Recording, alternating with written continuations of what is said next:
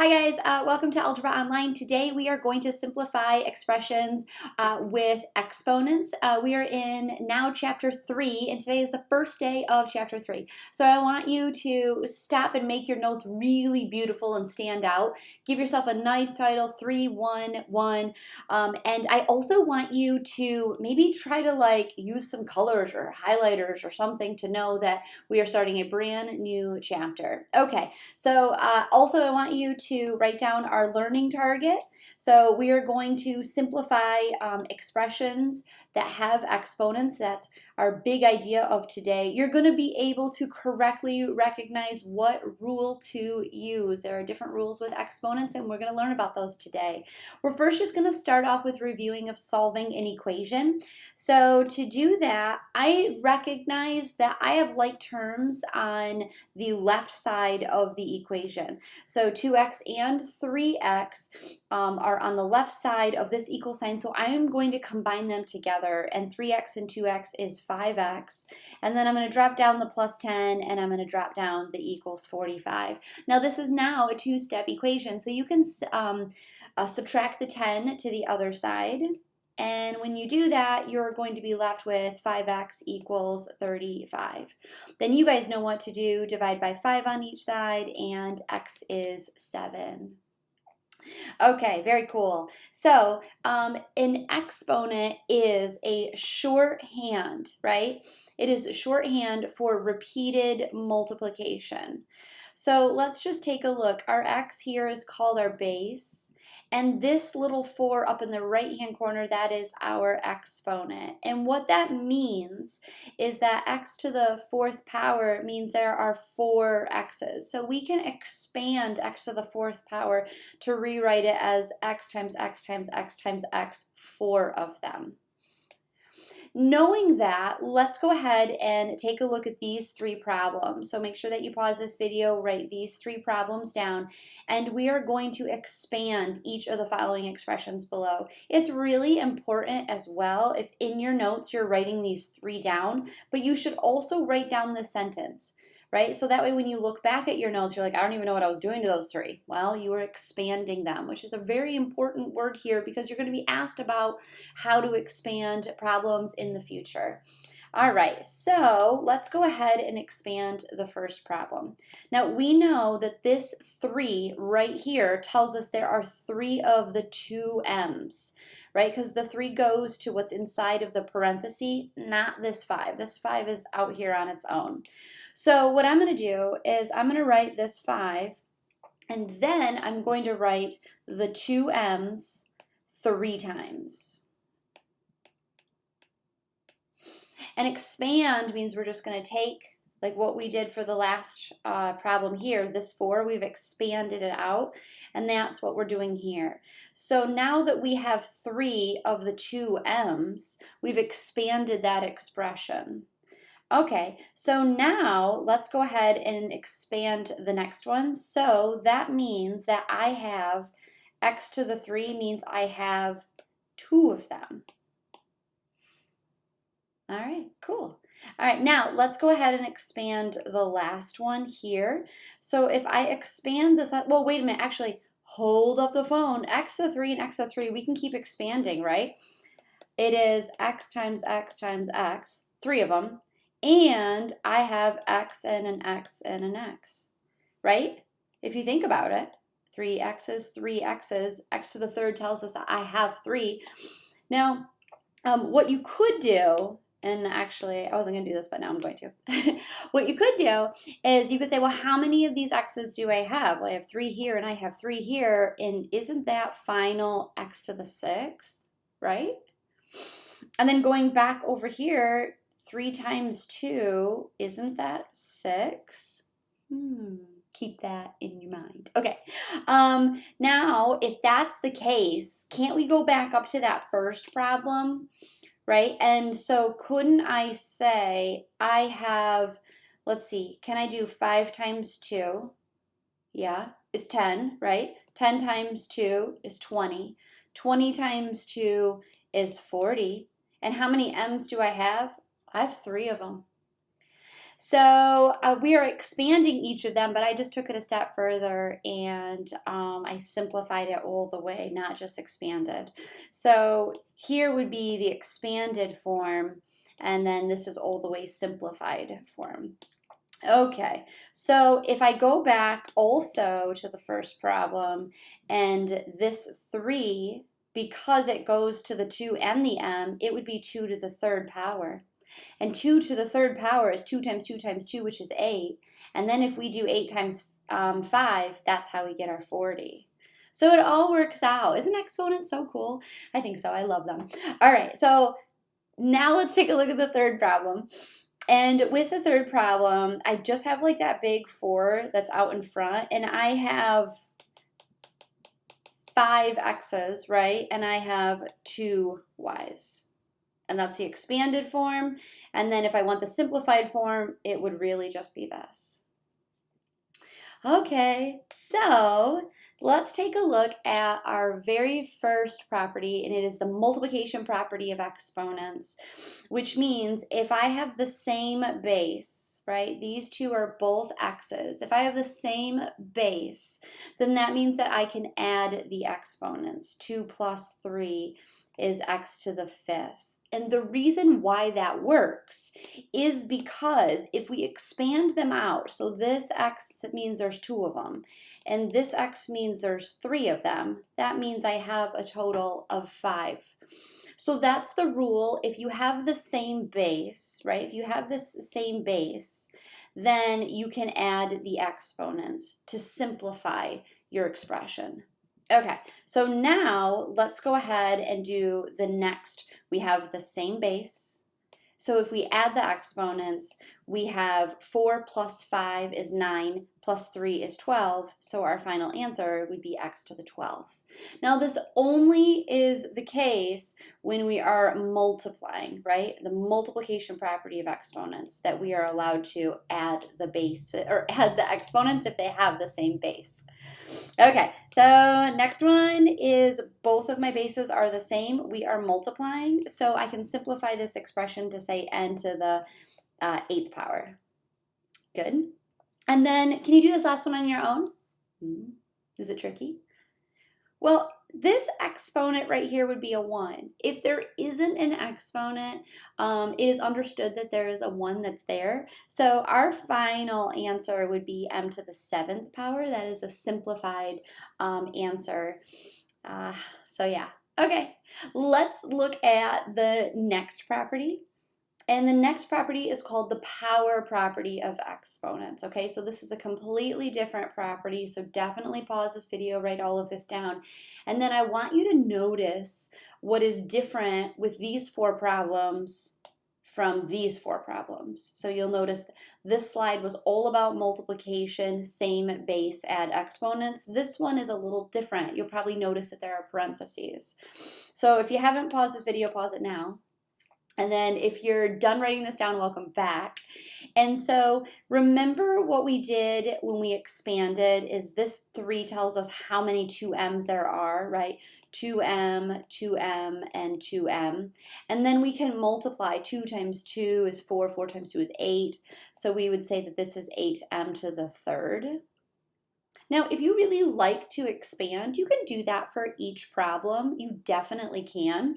If you're like, I don't really want to expand each time, well, you can recognize that you can multiply these 2, and it would give you x to the 4 times 2 is 8. You just have to be careful because when you have a big, nice integer out in front, the 3 and the 4 here, they do not multiply. Really what it says is 3 to the 4th power. And that is the biggest common student error that they make, is that they always just want to multiply those 2 because they get in the habit of multiplying these 2. So please don't do that. Please, I would recommend instantly writing down 3 to the 4th power and then write k to the, what is this, 80th power? 20 times 4. And that's another reason why you wouldn't want to expand out all the time, because 20 of these k's would be not so fun. And so we can continue to simplify, however, because 3 to the 4th power is 3 times 3 times 3 times 3, which is 81. So 81k to the 80th would be our final simplified answer. All right, so the last one here has a fraction bar, and don't freak out at all. That just means that there are 3 of these, right? And so you could expand them out if you wanted to, or you can recognize that this exponent of 3 goes to every single term inside of the parenthesis. And so it would be x to the 6th power, 3 times 2 is 6, and since there's a 1 there, it would be 3 times 1, and the y would be to the 3rd power. Okay, so 2 of the properties down, we did multiplication property of exponents and we did the power property of exponents. Now let's look at the third and the final property, and that is the division property of exponents. So please go ahead and write this one down. I want to go through these ones just a tad bit more slow, so that way you really understand the division property of exponents. Okay, so with the division property of exponents, if we have the same base and we are dividing, then we would subtract the exponents. Now, doesn't that make sense, right? If we're multiplying, we added the exponents. If we're dividing, we subtract the exponents. So I like to always write it out. I'll say, okay, w to the 5th and divided by w squared is w5 minus 2, which would give me w to the 3rd. And some students like to jump from this step directly to this step. They see it in their head, they do it. It's just really good practice to start writing this part down. And I know sometimes it might seem tedious, but it's going to help when we get into more difficult problems in the next couple of days. All right, so if you notice that we have this 10 and this 2, these big numbers out in front, these integers, and we can simply divide them, right? We can do 10 divided by 2, and then 10 divided by 2 does give us a solid 5. All right, so then now I have m to the 30 subtract 8. Same base, I'm dividing, I can subtract the exponents, which then gives me m to the 22nd power. All right, not bad, right guys? All right, so the third one down below, I have big nice numbers out in front, 16 divided by 8.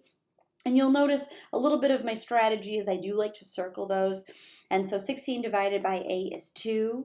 And then I have w3 minus 2, which gives me a w of a 1 power. Or it is understood that we know that if we just write 2w, we know that there is a power of 1 with the w. So both of those are acceptable. All right, and then the last problem I have a 13, but I don't have another number to divide it. So that means that that 13 is going to stay on top or just come out front.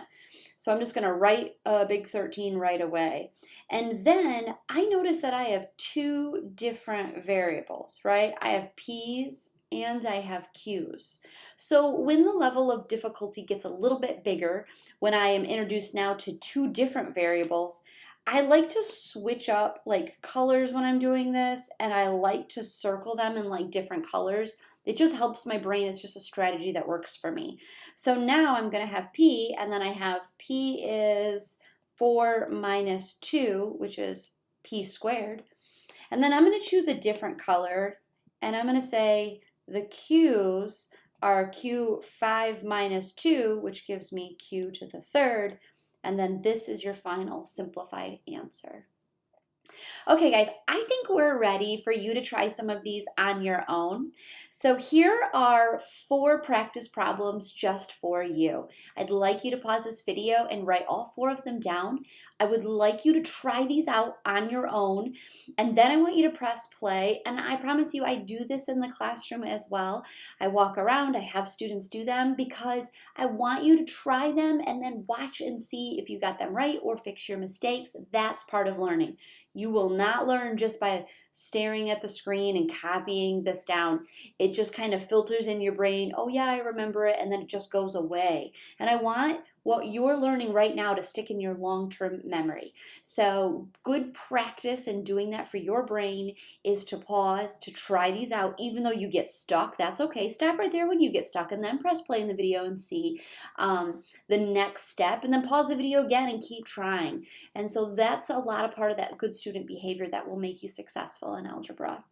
Okay, so let's go ahead. If you haven't paused this video, pause it right now and let's do it. Okay, so I noticed that the first problem is the multiplication property of exponents, same base, so that means I'm going to add the exponents. 5 plus 2 is 7, and y to the 7th is the final answer. For the second question, going to the right of your screen, we have a W and a W. Now those are the only two that I can add the exponents because they are the same base. The P is not the same base, so I can't include that. So when I'm adding the exponents, so I have 4 plus 3, so this is W to the 7th power, and then I just have the P, right? There's no other P for me to add it to, and so that is your final answer. Okay, so the next problem, I see these big, nice, pretty numbers out in front. I want to take care of them right away. I know that I can multiply 5 times 2, which will give me 10. And I think I'm going to pause for just a second because I remember a couple years back I had a student ask me this question, so maybe you're thinking it too. You're maybe thinking, how can I multiply this 5 and this 2 when after it they're different, they're not the same? And you can do that with multiplication. It works. It doesn't work with adding or subtracting. So if this were an adding or subtracting, we could not add or subtract these two because they wouldn't be a like term. But multiplication is okay. If we're multiplying, this 5 is multiplying that h, which is multiplying the 2, which is multiplying this h, and it's totally okay rule in algebra to do so. So now I have 5 times 2, which is 10, and then how many h's do I have? Well, I know there's a 1 there, so it would be to the 25th power. All right, so the next one, same base, awesome. So I'm going to add the exponents, and it will be x to the 22nd power. Cool. All right, how'd you do? Did you do okay? Let's try 3 more. These are 3 more because I want you to be really good at the division property and the power property of exponents. So pause this video, write these 3 down, and try them out on your own. All right, let's see how you did. So the first example, I noticed that I have an x in my numerator in the top right here, but I don't have any down below. So that means this x stays where it's at. It'll be on the top of the fraction, or if the fraction goes away, it just is out in front, which is what will happen. So I'm going to take a look at my y's, and my y's are y to the 8th divided by y squared, which would be y to the 8 minus 2.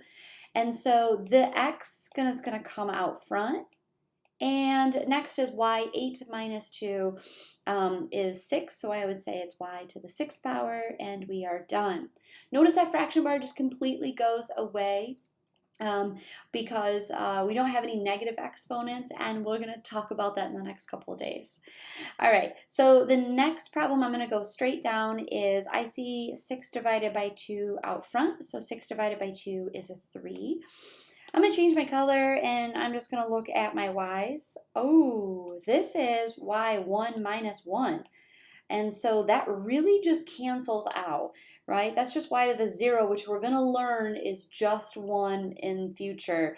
But you can think about it as, and I can like erase all of this really quickly and just say, well, what's y divided by y? 1. And 1 times anything is itself, and I'm just now left with x to the 3rd. So it's 3x to the 3rd, final simplified answer. All right, last example for today is that this 4 and this 3, because we know it's the power property of exponents, they are going to multiply. So on the top of the fraction is going to be m to the 12th power, the numerator, and the denominator, I know that 10 times 4 is going to be 40, so it's n to the 40th. And I'm done. I can't do anything else because these two do not have the same base. Now, if they were both m's or they were both n's, then yeah, I could subtract the exponents, but they're different variables, so that's like a stopper. We're all done. Nothing else we can do. Final answer. All right, I hope you guys enjoyed exponents. We're going to be studying exponents for this chapter, and so you're going to get lots and lots of practice, and I will see you guys next time. Bye.